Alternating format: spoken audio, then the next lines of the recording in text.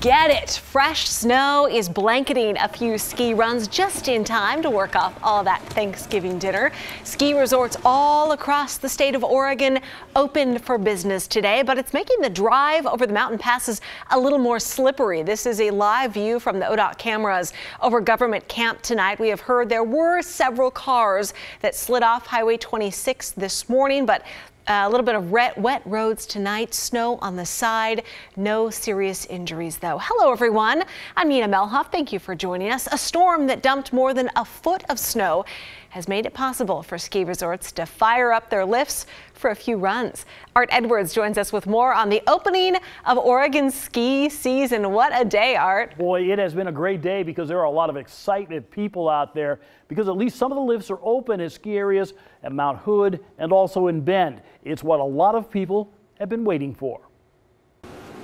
They call them preview days at Mount Hood Meadows. We didn't know what to expect because 2 days ago we did not have any snowpack other than the 2 inches that remained from the earlier storms.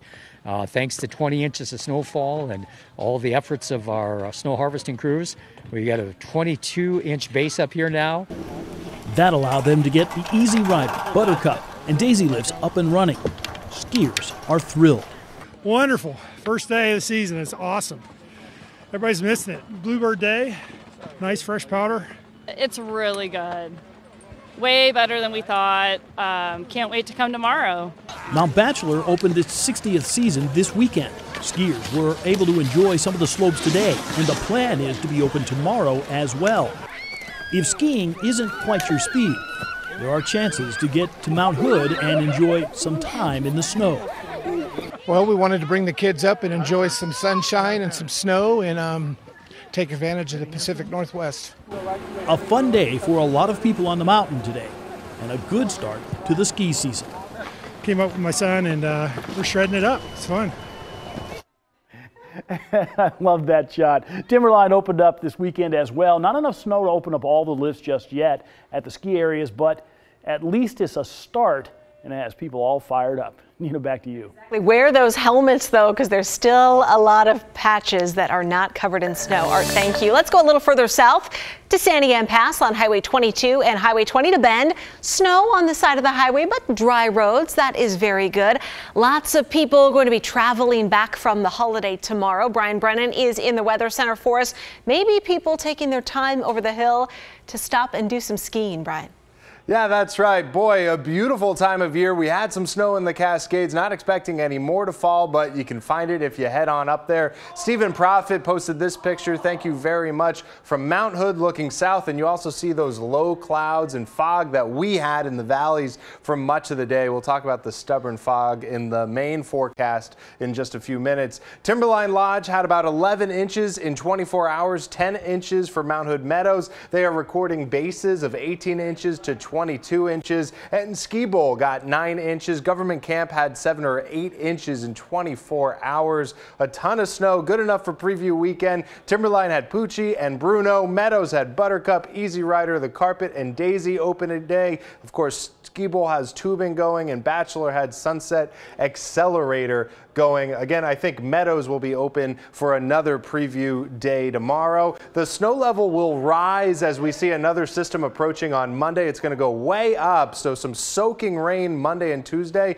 It's going to lead to a lot of snow melting, but then later Tuesday into Wednesday, snow level is going to come back down near the passes. After Wednesday, it's going to drop below the passes. So end of the week is looking really good for the ski resorts to start adding up some more of that snow that we will eventually lose. We'll talk more about that fog, what that means for tomorrow, and the rest of your week's forecast for the valleys coming up in about 10 minutes. Nina. And I hear the entire sports team cheering for your forecast in the background, man. There must be some touchdowns going on. We'll check in on that in just a few. Brian, thank you. Stay up to date on weather alerts and snow levels, as well as what the winter weather has in store for us here in the Valley. Check us out on our KGW app and the weather page at kgw.com. All right, topping our news tonight, take a good look at this Portland man. His family is really worried. He is missing tonight. This is 80-year-old Harvey Jones, and no one has seen him since yesterday morning. Jones' family reported him missing after he didn't show up for work yesterday. He's 5'5" 155 pounds with gray hair and hazel eyes. He was last seen wearing a blue and white jacket with khaki pants and white shoes. He also drives a truck like this one. It's a tan 2004 Dodge Dakota quad cab with an Oregon license of ZSG 346. If you see Jones, please call police. A man was shot last night near this apartment building in southeast Portland, and the person who did it hasn't been caught yet. It happened last night around 8:30 outside the Lincoln Place Apartments on Lincoln near 122nd Avenue in Portland. Police found a man nearby with a gunshot wound.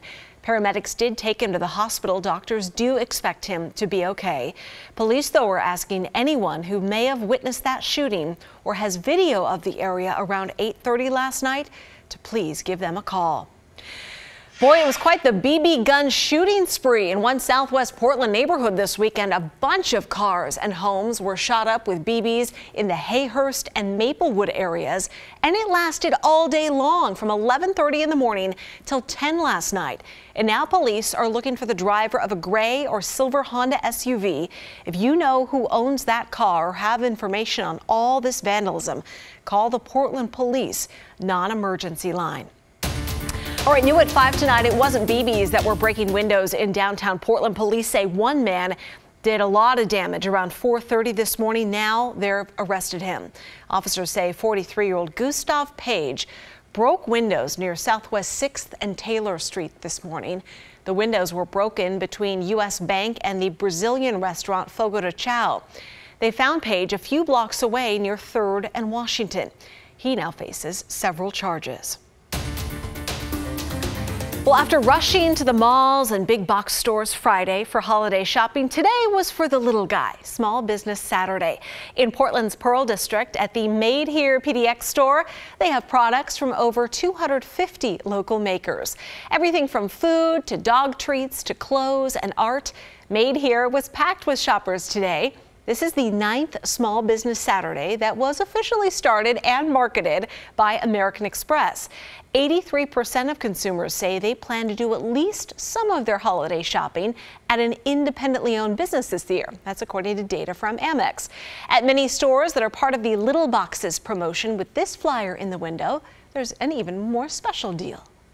With each Little Boxes location that you visit, each business is doing a different type of promotion, and then as you travel around, it's easy to use with the app. If you download the app, for each visit you can enter in a code, and then for each purchase you can enter in a code, and all of those codes get you put towards a raffle to win really great prizes, including a $2,000 vacation trip of your choice, which is really cool. Yeah, I'll take that. That Little Boxes promotion runs through tomorrow. We are already shaping up to have the best Black Friday America has seen in years. Americans spent $4 billion so far this weekend. That is up 23% from last year. And we're buying both in-store and online. Global Data Retail says each person spending about $1,000. Man, I wish I had $1,000. Clothes are the #1 seller. I'm obsessed. I think it's an incredible mystery, even more than the Amelia Earhart disappearance. Aviation and mystery lovers banded together today to talk about a common obsession and infamous legend, D.B. Cooper. They met up today because it's the 47th anniversary of his unsolved hijacking. And after all this time, one expert believes Cooper's identity could soon be unveiled. Here's KGW's Maggie Vespa. Nearly half a century after his skydive into infamy and a year after the FBI began releasing case files to the public, they are rife with information. Witnesses. I was under the wing, but I could look up and I could see him. Evidence. So this was the tie worn by D.B. Cooper. And attempts to nail D.B. Cooper's true identity keep falling out of the sky. I believe that Walter Reca is D.B. Cooper. But officially, the FBI's case remains suspended. So today, it's up to the homegrown sleuths. He would know about packing cards, probably. Organizers of this D.B. Cooper conference dub it the first open investigative gathering in 7 years. Pull the ripcord, they're told to get clear of the aircraft. On hand, former law enforcement, cold case investigators, forensic specialists, historians, and more. Some came with coveted items, perhaps crucial to cracking the case. All brought a shameless fascination for the tale of the mysterious suit and sunglasses wearing man who on November 24, 1971, boarded a Portland to Seattle flight and handed a note to a flight attendant. It began, "Miss, I have a bomb in my briefcase." Demanding ransom in exchange for passengers' lives, Cooper took $200,000 in cash and parachuted out over the Oregon-Washington line. I'm obsessed.